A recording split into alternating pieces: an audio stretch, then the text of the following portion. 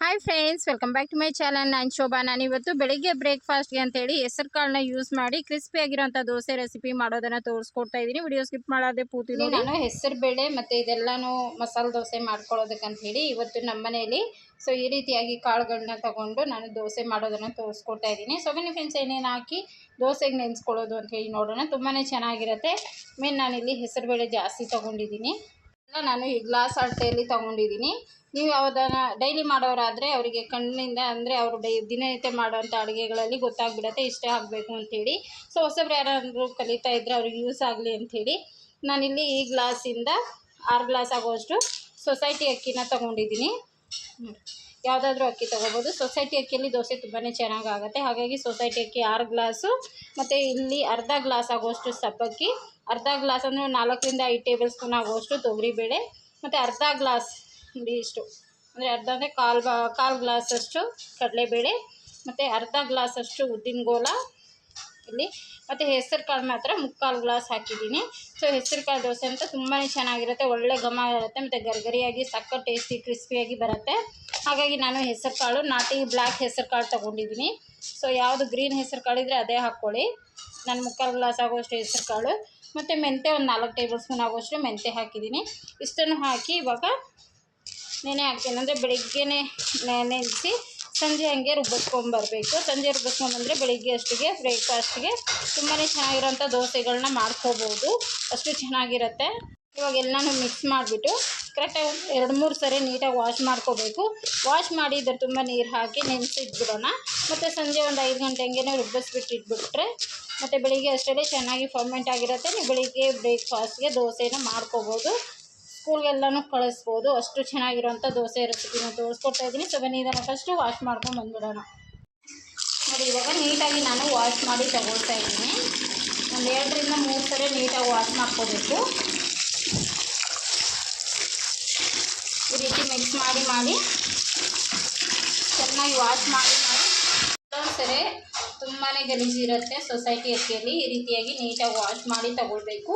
ನಾನು ಒಂದು 2 ರಿಂದ 3 ಸರಿ ನೀಟಾಗಿ ಫಸ್ಟ್ ವಾಶ್ ಮಾಡಿ ಆಮೇಲೆ ಒಳ್ಳೆ ನೀರಲ್ಲಿ ನೆನೆಸ್ಕೊಂಡ್ಬಿಡೋಣ. ನೋಡಿ, ಇವಾಗ ಒಳ್ಳೆ ನೀರು ಹಾಕಿ ನೆನೆಯೋಕೆ ಇಟ್ಟಿದ್ದೀನಿ. ಇದು ಚೆನ್ನಾಗಿ ಒಂದು 5 ರಿಂದ 6 ಅವರ್ ನೆನೆಯಲಿ.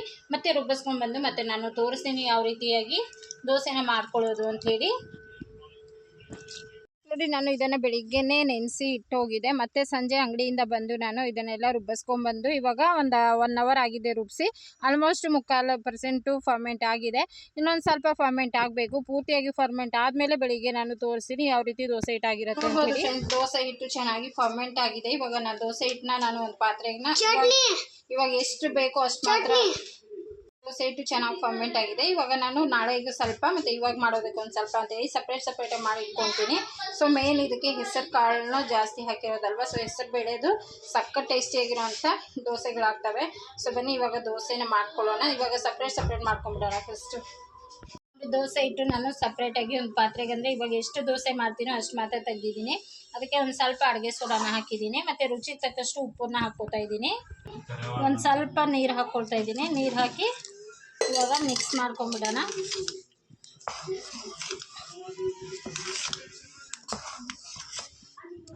ಇವಾಗ ನೀಟಾಗಿ ಮಿಕ್ಸ್ ಮಾಡ್ಕೊಂಡಿದ್ದೀನಿ. ನೋಡಿ ಯಾವ ರೀತಿ ಫರ್ಮೆಂಟ್ ಆಗಿದೆ ಅಂಥೇಳಿ. ಇವಾಗ ತುಂಬಾ ಒಳ್ಳೆ ಹೆಸರುಬೇಳೆ ದೋಸೆ ರೆಡಿ ಆಗುತ್ತೆ. ಬನ್ನಿ ಇವಾಗ ಬೇಗನೆ ದೋಸೆನ ಹಾಕ್ಕೊಂಬಿಡೋಣ.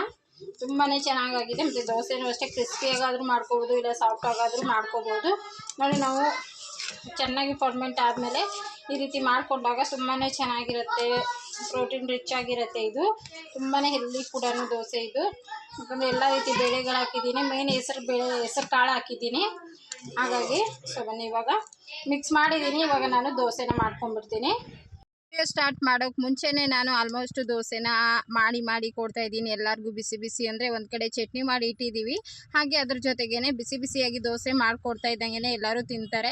ಮಾಡಿ ಇಡೋದಕ್ಕಿಂತ ಅವಾಗೆ ಬಿಸಿಯಾಗಿರುವಂಥ ದೋಸೆನ ಹಾಕ್ಕೊಂಡು ತಿಂತಾ ಇದ್ರೆ ತುಂಬಾ ರುಚಿಯಾಗಿರುತ್ತೆ. ಇನ್ನೇನು ನಾವು ಊಟಕ್ಕೆ ಕೂತ್ಕೊತಾ ಇದ್ದೀವಿ ಅಂದಾಗ ಈ ರೀತಿಯಾಗಿ ಬಿಸಿಯಾಗಿ ದೋಸೆನ ಹಾಕ್ಕೊಡಿ, ಎಲ್ಲರೂ ಎಂಜಾಯ್ ಮಾಡಿಕೊಂಡು ತಿಂತಾರೆ. ಅಷ್ಟು ಚೆನ್ನಾಗಿರುತ್ತೆ ಇದು ಹೆಸರು ಕಾಳಿನ ದೋಸೆ. ನಾನು ಇದಕ್ಕೆ ಮುಂಚೆ ಕೂಡ ಸುಮಾರು ದೋಸೆ ವೆರೈಟಿಗಳನ್ನ ತೋರಿಸಿದ್ದೀನಿ. ನಾನು ಯಾವುದೇ ರೀತಿ ದೋಸೆಗಳನ್ನ ಹಿಟ್ಟನ್ನು ರುಬ್ಸಿದ್ರು ಕೂಡ ಮಾಡ್ಕೊಳ್ಬೇಕು ಅಂದರೆ ಸ್ವಲ್ಪ ವೆರೈಟಿ ಆಗಿ ಮಾಡ್ಕೊಳ್ತೀನಿ. ಒಂದು ಸ್ವಲ್ಪ ಬೆಣ್ಣೆ ದೋಸೆ ಮಾಡ್ಕೊತೀನಿ, ಇನ್ನು ಕೆಲವೊಂದು ದೋಸೆಗಳು ನಾನು ಈರುಳ್ಳಿ ಹಾಕಿ ಮಾಡ್ಕೊಳ್ತೀನಿ. ಇಲ್ಲ ಕೆಲವೊಂದು ಸರಿ ಮೇಲೆ ಒಂದು ಸ್ವಲ್ಪ ಎಣ್ಣೆಗೆ ಖಾರದ ಪುಡಿ ಹಾಕಿ ಮೇಲೆ ರೆಡ್ ಕಲರ್ ನಿಮಗೆ ಹೋಟ್ಲಲ್ಲಿ ಯಾವ ಥರ ಮಾಡ್ಕೊಡ್ತಾರೋ ಸೊ ಆ ಥರ ಕೂಡ ಮಾಡ್ಕೊಡ್ಬೋದು. ಯಾರಿಗೆ ಯಾವ ಥರ ಇಷ್ಟ ಆಗುತ್ತೋ ಅಂತೇಳಿ ಮಾಡ್ಕೊಡ್ಬೋದು, ತುಂಬಾ ರುಚಿಯಾಗಿರುತ್ತೆ. ಈರುಳ್ಳಿ ದೋಸೆ ಆದರೂ ಮಾಡ್ಕೋಬೋದು. ನಾನು ಇವತ್ತು ಈರುಳ್ಳಿ ದೋಸೆ ಏನು ಮಾಡ್ಕೊಂಡಿಲ್ಲ, ಎಲ್ಲನೂ ಇದೇ ರೀತಿಯಾಗಿ ದೋಸೆ ಮಾಡಿಕೊಂಡು ಇನ್ನು ಲಾಸ್ಟಲ್ಲಿ ಒಂದು ಸ್ವಲ್ಪ ಬೆಣ್ಣೆ ಹಾಕಿ ದೋಸೆ ಮಾಡ್ಕೊಂಡಿದ್ದೀನಿ. ಸೊ ನೀವು ಬೆಣ್ಣೆ ಹಾಕೊಂಡು ಏನಾದರೂ ದೋಸೆಗಳು ಮಾಡಿಕೊಂಡು ಅಂದರೆ ಇನ್ನೊಂದು ಸರಿ ಎಣ್ಣೆ ಹಾಕಿ ಕೇಳೋದೇ ಇಲ್ಲ, ಎಲ್ಲ ಬೆಣ್ಣೆ ದೋಸೆನೇ ಮಾಡಿಕೊಡು ಅಂತ ಹೇಳ್ತಾರೆ. ಅಷ್ಟು ಚೆನ್ನಾಗಿರುತ್ತೆ ಬೆಣ್ಣೆ ದೋಸೆ ಮಾಡ್ಕೊತಾ ಇದ್ದರೆ. ಸೊ ಬರೀ ಹೆಸರು ಕಾಳು ದೋಸೆ ಆದರೂ ನೀವು ಮಾಡ್ಕೋಬೋದು. ನಾನಿಲ್ಲಿ ಎಲ್ಲ ಕಾಳುಗಳು ಹಾಕಿ ದೋಸೆನ ಮಾಡಿದ್ದೀನಿ. ನೋಡ್ತಾ ಇದ್ರಲ್ಲ ಎಷ್ಟು ಒಳ್ಳೆ ಕಲರ್ ಬರುತ್ತೆ ಅಂಥೇಳಿ. ಈ ರೀತಿಯಾಗಿ ನಾವು ನೆನೆಸಿ ರುಬ್ಬಿಸ್ಕೊಂಡ್ಬಂದು 1 ಅವರ್ ರುಬ್ಬಿಸಿ ಇಟ್ಬಿಟ್ರೆ ಸಾಕು, ಚೆನ್ನಾಗಿ ಫರ್ಮೆಂಟ್ ಆಗಿರುತ್ತೆ. ನೀವು 1 ಅವರ್ ಅಂದರೆ ಇನ್ಸ್ಟೆಂಟಾಗಿ ಅವತ್ತೇ ರುಬ್ಬಿಸಿ ಕೂಡ ಮಾಡ್ಕೋಬಹುದು. ಸೊ ಇದಕ್ಕೆ ಮುಂಚೆ ಕೂಡ ನಾನು ಸುಮಾರು ವಿಡಿಯೋಗಳಲ್ಲಿ ತೋರಿಸಿದ್ದೀನಿ, ಇವತ್ತೇ ರುಬ್ಬಿಸಿ ಇವತ್ತೇ ದೋಸೆಗಳನ್ನ ಯಾವ ರೀತಿ ಮಾಡ್ಕೊಳ್ಳೋದು ಅಂಥೇಳಿ. ಸೊ ಇವಾಗ ನಾನು ದೋಸೆ ತವ ಚೆನ್ನಾಗಿ ಬಿಸಿ ಆದಮೇಲೆ ಒಂದು ಅರ್ಧ ಈರುಳ್ಳಿ ಒಂದು ಸ್ವಲ್ಪ ಎಣ್ಣೆ ಹಾಕಿ ನೀಟಾಗಿ ಹಚ್ಕೊಳ್ಬೇಕು. ಪೂರ್ತಿ ತವನ ಹಚ್ಕೊಂಡಾದ್ಮೇಲೆ ಒಂದೊಂದು ಸೌಟು ದೋಸೆ ಹಿಟ್ಟನ್ನ ಹಾಕಿ ನೀಟಾಗಿ ಈ ರೀತಿಯಾಗಿ ಫುಲ್ಲಾಗಿ ದೋಸೆನ ಹಾಕ್ಕೊಳ್ಳಿ. ತುಂಬಾ ತೆಳುಗೆ ಹಾಕ್ಕೊಳ್ಳಿ, ಚೆನ್ನಾಗಿರುತ್ತೆ, ತುಂಬಾ ಕ್ರಿಸ್ಪಿಯಾಗಿ ಬರುತ್ತೆ. ನೋಡಿ ಒಂದು ಸ್ವಲ್ಪ ನಾನು ಬೆಣ್ಣೆ ದೋಸೆನ ಮಾಡಿದ್ದೀನಿ. ಫುಲ್ ಆಗೋ ರೀತಿ ದೊಡ್ಡದಾಗಿರೋಂಥ ದೋಸೆನ ಹಾಕ್ಕೊಂಡು ಒಂದು ಅರ್ಧ ಟೇಬಲ್ ಸ್ಪೂನ್ ಆಗೋಷ್ಟು ಬೆಣ್ಣೆ ಹಾಕಿ, ನಾನು ಇದ್ರ ಮುಂಚೆ ಕೂಡ ಬೆಳ್ಳುಳ್ಳಿ ಖಾರ ಮಾಡೋ ರೆಸಿಪಿನ ತೋರಿಸಿದ್ದೀನಿ. ಅದೇ ಬೆಳ್ಳುಳ್ಳಿ ಖಾರ ಆಯಿತು, ಅದನ್ನೇ ಹಚ್ಕೊಂಡು ಮಾಡ್ತಾ ಇದ್ದೀನಿ.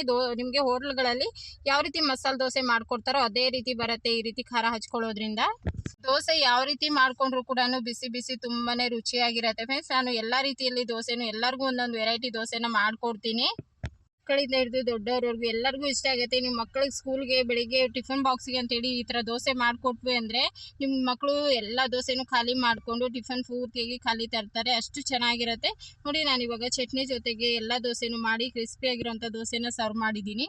ಇವತ್ತಿನ ದೋಸೆ ರೆಸಿಪಿ ನಿಮ್ಗೆ ಹೇಗೆ ಅನ್ನಿಸ್ತು ಅಂಥೇಳಿ ತಪ್ಪದಿರ ಕಮೆಂಟ್ ಮಾಡಿ. ಇವತ್ತಿನ ಬ್ಲಾಗ್ ನಿಮಗೆ ಸ್ವಲ್ಪ ಆದರೂ ಇಷ್ಟ ಆದರೆ ವಿಡಿಯೋಗೆ ಲೈಕ್ ಮಾಡಿ ಫ್ರೆಂಡ್ಸ್. ಮತ್ತು ಯಾರು ಸಬ್ಸ್ಕ್ರೈಬ್ ಮಾಡಿಲ್ವೋ ಎಲ್ಲರೂ ಸಬ್ಸ್ಕ್ರೈಬ್ ಮಾಡಿಕೊಂಡು ನನ್ನ ರಂಗೋಲಿ ಚಾಲೆಂಜ್ ಮತ್ತು ಅಡುಗೆ ಡೈಲಿ ರೂಟೀನ್ ಎಲ್ಲನೂ ಶೇರ್ ಮಾಡ್ತಾ ಇರ್ತೀನಿ. ಎಲ್ಲ ವಿಡಿಯೋಗಳನ್ನೂ ನೋಡಿ, ನಾನು ಡೈಲಿ ವಿಡಿಯೋ ಒಂದು ದಿವಸ ಮಿಸ್ ಮಾಡಿದ್ರೆ ಎಲ್ಲ ವಿಡಿಯೋಗಳನ್ನ ಅಪ್ಲೋಡ್ ಮಾಡ್ತಾ ಇರ್ತೀನಿ. ಸೊ ಇವತ್ತಿನ ಕ್ರಿಸ್ಪಿಯಾಗಿರೋಂಥ ದೋಸೆ ಹೇಗೆ ಅನ್ನಿಸ್ತು ಅಂತೇಳಿ ಕಮೆಂಟ್ ಮಾಡಿ. ವಿಡಿಯೋ ಇಷ್ಟ ಆದರೆ ಫ್ರೆಂಡ್ಸ್ ಫ್ಯಾಮಿಲಿ ಮೆಂಬರ್ ಎಲ್ಲರಿಗೂ ಶೇರ್ ಮಾಡಿ. ಸೊ ನೀವು ಟ್ರೈ ಮಾಡಿ ಹೇಗೆ ಬಂತು ಅಂತೇಳಿ ಕಮೆಂಟ್ ಮಾಡಿ ಫ್ರೆಂಡ್ಸ್. ಮತ್ತು ಇನ್ನೂ ಹೆಚ್ಚಿನ ರೆಸಿಪಿಗಾಗಿ ನಾಳೆ ಸಿಗ್ತೀನಿ. ಬಾಯ್.